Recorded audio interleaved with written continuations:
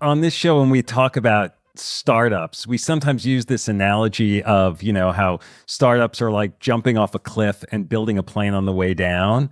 And it seems like that's kind of what this Democratic campaign is forced to do, even though the Democratic Party is not historically an agile, fast-moving operation.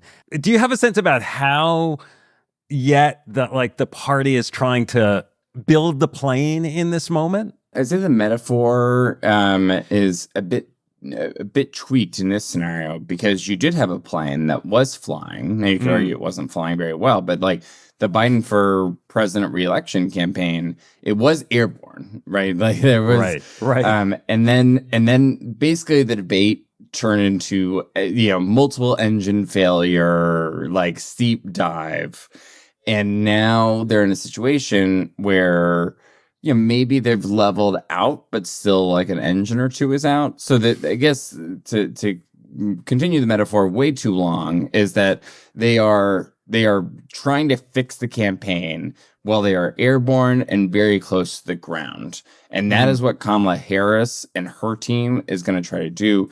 And really the story that people should be paying attention to the next month is Kamala Harris is not just going to let the Biden campaign run as it was before, but she also doesn't want to change it enough that it falls to the ground. Mm-hmm. How are the ways that she changes the campaign was operating? Who does she install that she trusts? But also, how does she do it in a way that does not necessarily create sort of a free fall? Was one of the advantages, or I guess disadvantages, of someone other than Kamala Harris that you would have to build a whole new plane? Yes, and you're exactly right that it comes with advantages and disadvantages, especially given we are now 4 months before Election Day. And this is why, Joe Biden's debate basically left the Democratic Party with no good options. You could keep Joe Biden's ticket. That's not a great option. You could replace him with Vice President Kamala Harris, who had sort of an unsteady record, but would inherit the plane, as rickety as it was. Or you could try to open up the process and let new people build their own plane.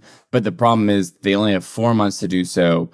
And, Donald Trump declared for president, 20 months ago, and has a 20-month head start in building his own plane.